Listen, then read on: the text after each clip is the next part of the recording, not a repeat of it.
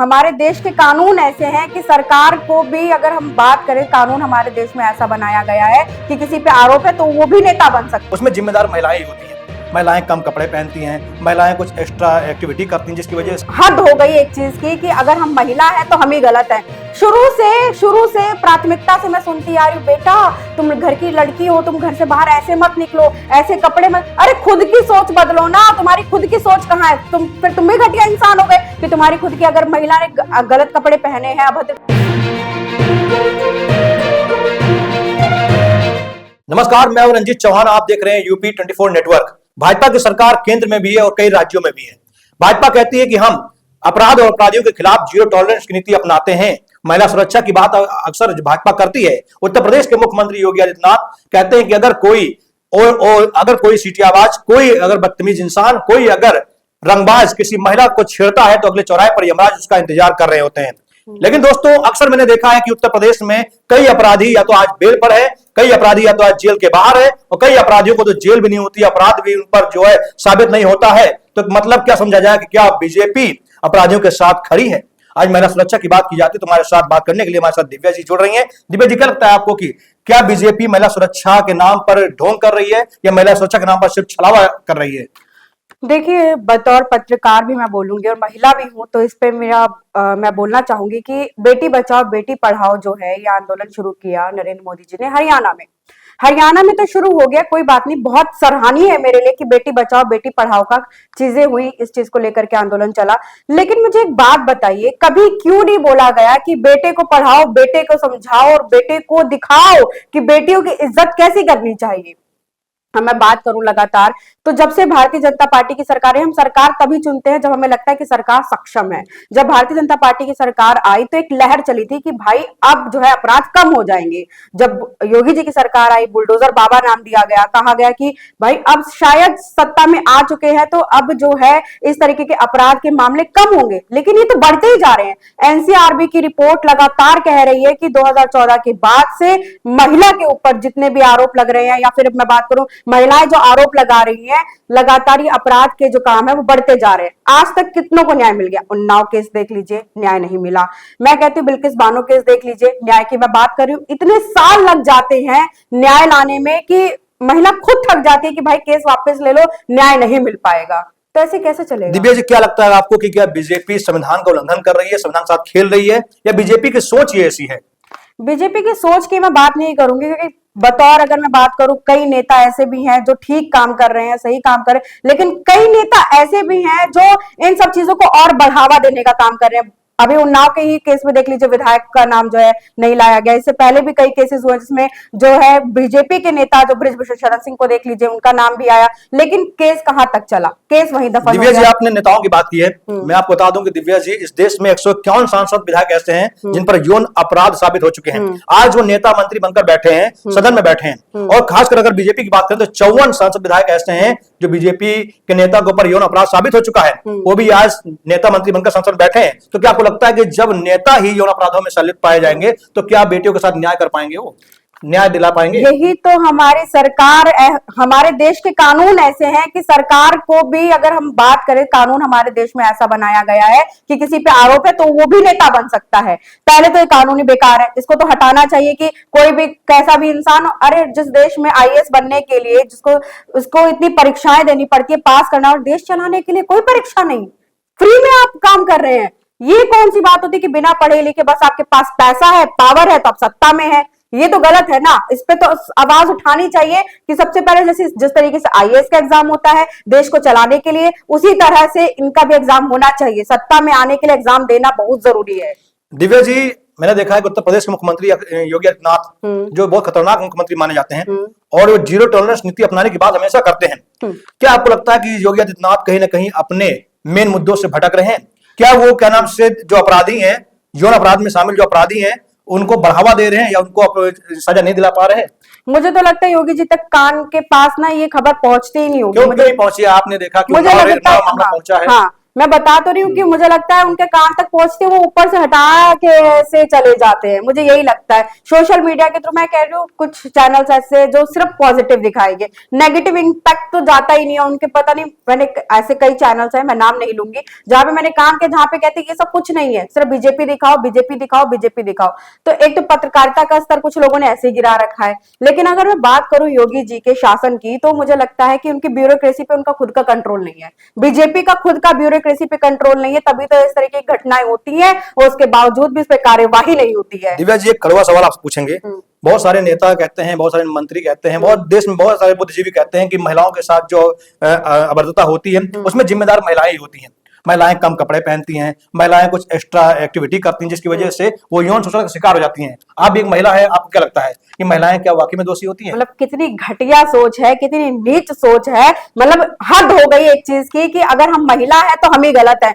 शुरू से प्राथमिकता से मैं सुनती आ रही हूँ, बेटा तुम घर की लड़की हो, तुम घर से बाहर ऐसे मत निकलो, ऐसे कपड़े मत। अरे खुद की सोच बदलो ना, तुम्हारी खुद की सोच कहाँ है? तुम भी घटिया इंसान हो गए कि तुम्हारी खुद की, अगर महिला ने गलत कपड़े पहने हैं, अभद्र कपड़े पहने, तुम उसको देख रहे हो ना, तुम क्यों उसको देख रहे हो? मत देखो ना, छोड़ दो। तुम्हारी खुद की सोच इतनी घटिया है, तुम्हारी मानसिकता इतनी नीच हो गई है कि तुम जो है बकवास करने पे आ रहे हो कि महिला के कपड़े पे सवाल उठाओगे। लेकिन क्या रात में महिलाओं को बाहर घूमना जरूरी है?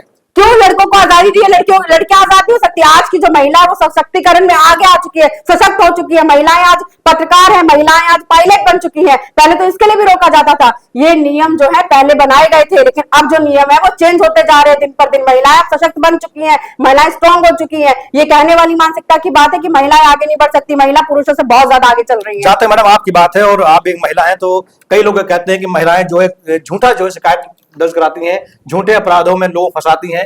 क्या ये आरोप भी आप सही मानती हैं?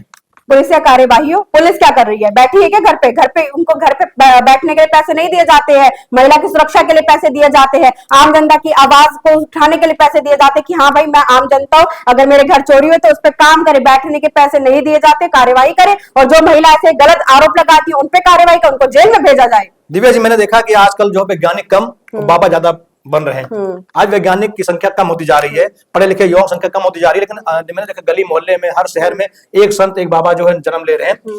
क्या, और अब मैंने देखा ये भी कि ऐसे संतों के आश्रमों में महिलाएं जो है पकड़ी जा रही हैं, महिलाएं जो है शिकार हो रही हैं। तो ऐसे संतों के बारे में क्या कहना चाहेंगे जो धर्म का चोला ओढ़कर गलत काम में लिप्त पाए जाते हैं? ये देश का दुर्भाग्य है, मैं सच बताऊं, ये देश का दुर्भाग्य है कि अब हम जब इतना पढ़ लिख रहे हैं तब भी हम अंधविश्वास पे भरोसा कर रहे हैं। मुझे समझ में नहीं आ रहा है, इससे पहले भी महाकुंभ हुआ था, उसमें भी कई बाबा थे, सब कुछ था, लेकिन आरोप पे आरोप क्यों लगाए जा रहे? जब आपको पता है कि, मेरे को समझ में नहीं था वो माता पिता जो अपनी बच्चियों को छोड़ देते कि संत महात्मा के पास रहेंगे, क्या आपको अपनी बच्चियों पर दया नहीं आती कि हमारी बच्ची है, अगर कुछ हो जाए? अभी भी इतने, अभी आसाराम बाबू का केस देख लीजिए, उससे पहले भी कई संत महात्माओं पे ऐसे केस लगे जिनके ऊपर जैसे आसाराम बापू है, फलारी बाबा है, स्वामी प्रेमानंद है, नारायण साईं है, स्वामी चित्तानंद है। मेरे पास कई ऐसी लिस्ट हैं जिसमें मैं देख सकता हूं कि कई ऐसे बाबा इस देश में हैं जो धर्म के नाम पर गंदा काम कर रहे हैं, धर्म के नाम पर कानून का उल्लंघन कर रहे हैं, महिलाओं बेटियों के साथ वो यौन अपराधों में शामिल हो जाते हैं, बेटियों का जो है बलात्कार करते हैं, बेटियों का व्यापार करते हैं। ऐसे बाबाओं की वजह से हमारा धर्म जो है अंधेरे में जा रहा है। देश की दुर्भाग्य है कि ऐसे बाबाओं का जन्म लगातार होता जा रहा है, बीजेपी रोक नहीं पा रही। इस पे कार्य होना चाहिए, इस पे सुनवाई, जैसे ही एक केस आए आप तुरंत उस पे कार्यवाही करो। यही तो, जब इनके पास वोट बैंक बहुत बड़ा है ना। वोट बैंक की तो बात मैं समझ रही हूँ, वोट बैंक की राजनीति आज से नहीं, सालों साल से चलती आ रही है, चाहे वो समाजवादी पार्टी हो, चाहे भारतीय जनता पार्टी। मैं ये नहीं कह रही कि भारतीय जनता पार्टी में ही ऐसे काम हुए, समाजवादी पार्टी में भी ऐसे काम हुए हैं। उस वक्त भी ऐसी ही नीतियां अपनाई गई थी। समाजवादी पार्टी के कई गुंडे नेता हैं जो ऐसा काम करते हैं, उनके ऊपर भी कई आरोप है। लेकिन ऐसा नहीं कह सकते कि शुरुआत से सब कुछ सही था। लोगों को खुद अपनी मानसिकता बदलनी होगी। जब तक खुद लोग अपनी सोच को नहीं देखेंगे कि हमारी भी बहन बेटियां हैं, अपनी बहन बेटी के साथ होता है तो गलत हो जाता है, दूसरों की बहन बेटी तुम्हारी कुछ नहीं लगती, ये कौन सी बात होती है भाई? बिल्कुल आपने सही कहा दिव्या जी। मैंने देखा कि कोई आम इंसान कोई अपराध करता है तो उसे घर पर जेसीबी चला दी जाती है, उसका एनकाउंटर कर दिया जाता है। लेकिन बड़े बड़े बाहुबली ऐसे हैं, जैसे मैं कुछ नाम लेना चाहूंगा, ब्रजभूषण सिंह है, कुलदीप सिंह सेंगर है, आज तक इनके ऊपर एक पटाखा नहीं दागा गया, इनके घर पर जेसीबी नहीं भेजी गई। आखिर ऐसी क्या वजह है कि बीजेपी सरकार बाहुबलियों पर कार्रवाई नहीं करती है? पैसा, रुतबा, पैसा है, इसीलिए अभी इनका वोट बैंक गिर जाए ना। ब्रजभूषण शरण सिंह की मैं बात करूं तो गोंडा, अगर आप जाएंगे कभी उस पूर्वांचल एरिया में तो आपको खुद लगेगा कि हाँ भाई भौकाल है। यार इतना एरिया एक तो उन्होंने कब्जा कर रखा है, मुझे समझ में नहीं आता। ठीक है, बहुत बहुत लोग हैं जो उनको बहुत मानते हैं, लेकिन आप ये देखिए ना कि अब तक केस साबित नहीं हो पाया इन पे। अगर मैं बात करूं तो अब तक साबित कुछ नहीं हो पाया। तो अगर आरोप जो है जब तक साबित नहीं होगा तब तक हम कह भी नहीं सकते कि हाँ भाई तुमने गलत किया है। लेकिन ये आरोप साबित हो क्यों नहीं पा रहा है? या तो आप कह दीजिए कि कोई आरोप ही नहीं है, कोई आरोप नहीं है आपके मतलब आप ऊपर। सीधा आरोप लगा रही हैं जांच एजेंसियों पर कि वो हाँ, जांच सही से नहीं जांच जो है बिल्कुल सही से नहीं हो पा कर रही। रही। अगर कौन रोक रहा है जांच करने से? सरकार रोक रही है कि कौन रोक रहा है? अब ये सब वही जाने कि भाई तुम किस बात से डर रहे हो। जांच एजेंसियां पहली बार सरकार के लिए काम कर रही है, सोचने वाली बात है भाई। जो जांच एजेंसियां उनको निष्पक्ष होना चाहिए, दोनों पक्षों में से देखना चाहिए, पहले इस पक्ष की जांच हो फिर इस पक्ष की जांच हो। लेकिन क्यों नहीं जांच एजेंसी निष्पक्ष नहीं है? जिस देश की जांच एजेंसी निष्पक्ष नहीं है तो वो क्या ही करेगी? आप खुद सोच लो, जो खुद ही बिक चुकी है। तो ऐसा नहीं होता है ना। अभी हाल में आपने देखा कि उन्नाव का केस आया, कुलदीप सिंह सेंगर को हाई कोर्ट से बेल मिल गई, माननीय सुप्रीम कोर्ट ने उनको फिर से स्टे लगाकर जेल में डाल दिया। अंकिता भंडारी केस आपने देखा, हाँ। उसमें अभी आज तक वीवीआईपी नहीं पकड़ा गया। महिला बलवान का आपने देखा कि वीवीआईपी का नाम आया ब्रजभूषण का, उन पर कोई आरोप साबित नहीं हो पाया। तो बीजेपी में कई ऐसे चेहरे हैं जो अपराध में पाए तो जाते हैं लेकिन वो जेल नहीं जा पाते हैं।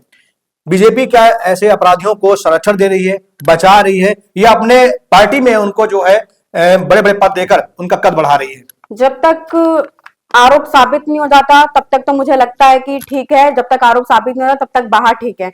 लेकिन अगर जांच सही से हो, निष्पक्ष तरीके से हो, जो महिला उन पे आरोप लगा रही है उसके बारे में जानकारी सही से प्राप्त हो और उसके बाद उस पर कार्यवाही हो, तब तो मैं समझ में आता है कि सबसे जरूरी है कि हमारी जांच प्रणाली कैसी है। हमारे देश में जब भी कोई ऐसा कुछ होता है तो कम से, अरे मैं कहती हूँ मेरे घर में अगर चोरी हो जाए तो 1-2 हफ्ता तो मुझे ये बताने में लग जाएगा कि भाई मेरे घर से 5 लाख रुपए चोरी हो गए हैं, इतने रुपए चोरी हुए हैं, गहने चोरी हुए हैं। और बार बार पुलिस पूछेगी, बार बार पुलिस पूछेगी कि कितना चोरी हुआ है, कितना। अरे आप लिखो ना, लिखो कितना चोरी हुआ है, उसके बाद जांच नहीं होगी। 1 हफ्ते बाद वो केस जब तक नहीं मिलेगा केस बंद। क्या लगता है आपको कि आज का जो प्रशासन है, पुलिस प्रशासन है या कोई भी प्रशासन है, बेलगाम हो चुका है? हाँ, मुझे तो बिल्कुल लगता है, नहीं कर रहा है। बिल्कुल लगता है। अभी कल ही की बात है, कल ही का है, मैं बता रही हूँ। मैं गई थी खबर करने के लिए, सीएम आवास पे एक महिला आती है, वो मुझसे कहती है, अब आप खुद सोचो कितनी नीच मानसिकता है। उसने आरोप लगाया, अभी ये साबित भी नहीं हुआ है, उसने आरोप लगाया कि एक कमरे में वो गई शिकायत, पुलिस थाने में गई शिकायत करने, वहां पे कोई महिला पुलिसकर्मी नहीं थी।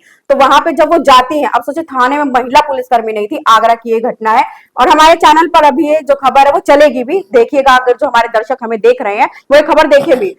वहां पर अब जो है वो महिला जाती है शिकायत करने, उसके घर में चोरी हो जाती है। 4 महीने केस चलता है, उसको तो कुछ मुआवजा नहीं मिलता, कुछ भी नहीं मिलता।